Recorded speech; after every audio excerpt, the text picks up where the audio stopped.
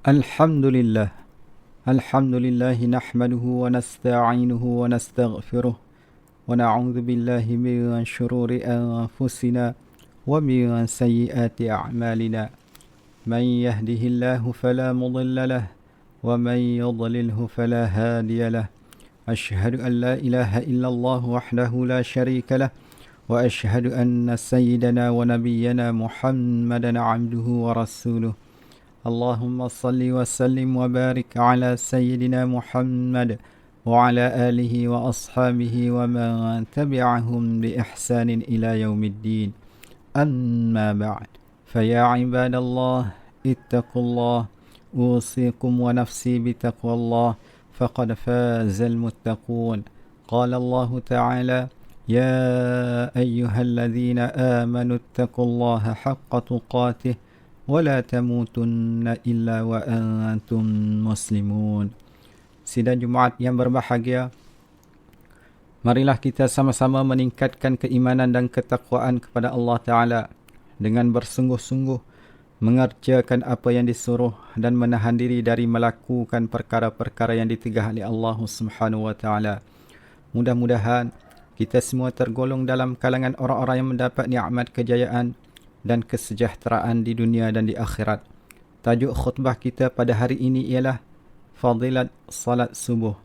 Sidang Jumaat yang dikasihi Allah Subhanahu wa Ta'ala, salat subuh adalah salah satu daripada salat fardu yang diwajibkan ke atas kita yang beragama Islam. Rasulullah sallallahu alaihi wasallam dan para sahabatnya radhiyallahu anhum sangat mengambil berat tentang salat subuh dan sentiasa melaksanakan salat subuh secara berjemaah di dalam kehidupan mereka. Sesiapa yang mengetahui betapa besarnya kepentingan atau kelebihan salat subuh secara berjemaah, maka dia pasti akan datang untuk melaksanakan salat subuh secara berjemaah walaupun dalam keadaan merangkak.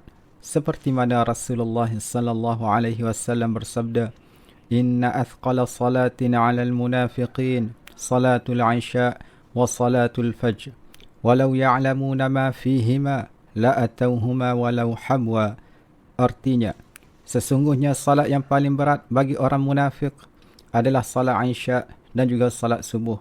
Sekiranya mereka mengetahui pahala apa yang terdapat pada keduanya, nescaya mereka akan mendatanginya walaupun dalam keadaan merangkak. Hadis riwayat Muslim. Hadis ini juga menjelaskan kepada kita bahawa salat subuh merupakan salah satu salat yang berat untuk dilaksanakan oleh orang-orang munafik. Ini kerana untuk melaksanakan salat subuh memerlukan kepada kekuatan iman, usaha dan keazaman yang tinggi. Sidang Jumaat yang dikasihi Allah Subhanahu wa Ta'ala, terdapat banyak fadilat atau kelebihan yang disebut di dalam Al-Quran dan As-Sunnah yang berkaitan dengan salat subuh. Antaranya ialah yang pertama, salat subuh yang dilaksanakan akan dihadiri dan disaksikan oleh para malaikat yang hadir ketika itu. Seperti firman Allah Subhanahu wa Ta'ala yang berfirman dalam surah Al-Isra ayat 78, "Aqimis salah liduluki syamsi ila ghasaqil lail wa Qur'anal fajr. Inna Qur'anal fajri kana mashhuda." Maksudnya, dirikanlah olehmu salat ketika gelincir matahari sehingga waktu gelap malam, dan dirikanlah salat subuh. Sesungguhnya salat subuh itu adalah disaksikan oleh para malaikat malam dan siang. Al-Imam Ibn Kathir rahimahullah menafsirkan maksud dari firman Allah wa Qur'an al-Fajr dalam ayat ini ialah salat al-Fajr atau salat subuh. Yang kedua, salat subuh menjanjikan syurga kepada sesiapa yang melaksanakannya.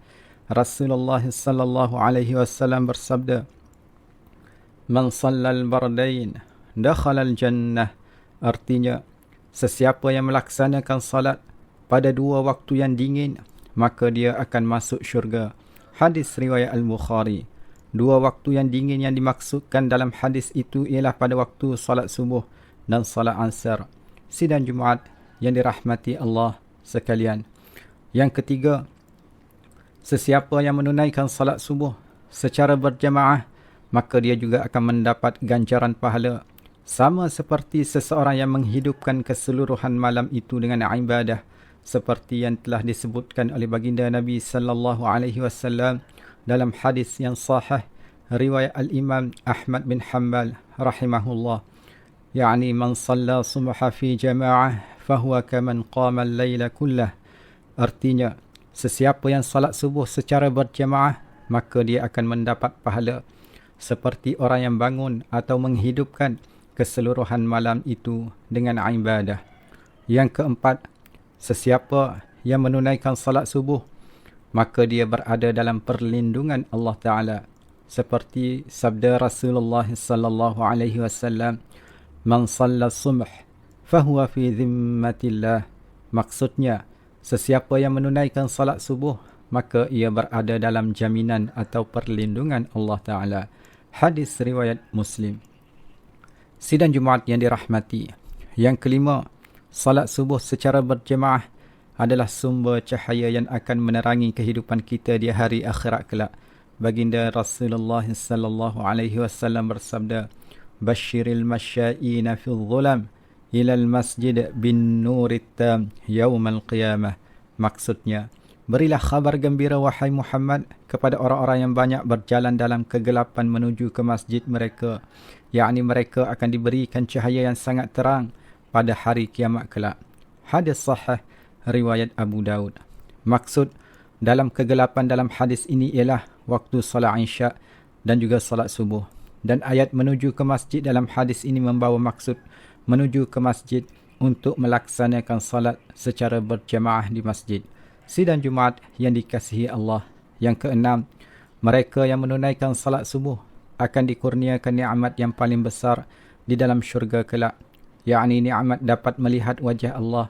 Rasulullah sallallahu alaihi wasallam bersabda, "Innakum satarawna rabbakum kama tarawna hadzal qamar, la tudamuna fi ru'yatihi, fa in istata'tum an la tughlabu ala salati qabla tulu'i syams wa salati qabla ghurubi syams faf'alu."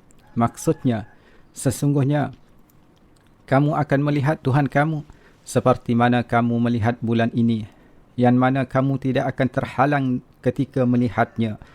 Apabila kamu mampu, maka jangan kamu menyerah kalah untuk melaksanakan salat sebelum terbit matahari, yakni salat subuh, dan salat sebelum terbenam matahari, yakni salat asar. Maka laksanakanlah. Hadis riwayat Al-Bukhari dan Muslim. Sidang Jumaat yang dirahmati, inilah adalah beberapa kelebihan salat subuh yang disebut di dalam Al-Quran dan hadis-hadis Nabi sallallahu alaihi wasallam. Besarnya nikmat apabila dapat melaksanakan salat subuh secara berjamaah di masjid. Nikmat yang datang daripada Allah Ta'ala secara langsung kepada para hamba-Nya yang taat menjalankan perintahnya. Namun, pada hari ini, begitu ramai di kalangan kita yang leka dan lalai untuk menunaikan salat subuh secara berjamaah. Rata-rata mereka gemar menarik kembali selimut yang menutupi badan mereka. Mereka lebih selesa meneruskan nikmat tidur daripada menggagahkan diri untuk bangun menunaikan salat subuh secara berjemaah. Keadaan ini ternyata berbeza untuk mereka yang tahu menilai betapa besarnya nikmat dan kelebihan salat subuh secara berjemaah, seperti mana yang disebut dalam Al-Quran dan hadis-hadis Nabi sallallahu alaihi wasallam yang sahih. Walau sesukar mana keadaan sekalipun, mereka tetap akan ke masjid untuk menunaikan salat subuh secara berjemaah. Allah Subhanahu wa taala berfirman dalam surah At-Takwir ayat 18, "Was-subhi idza tanaffas." Maksudnya, dan demi subuh apabila fajar mulai bernafas. Barakallahu li wa lakum fil Qur'anil azim wa nafa'ani wa iyyakum bima fihi minal ayati wadh-dhikril hakim. وتقبل الله مني ومنكم تلاوته إنه هو السميع العليم. أقول قولي هذا وأستغفر الله لي ولكم ولسائر المسلمين والمسلمات والمؤمنين والمؤمنات فاستغفروه فيا فوز المستغفرين ويا نجاة التائبين.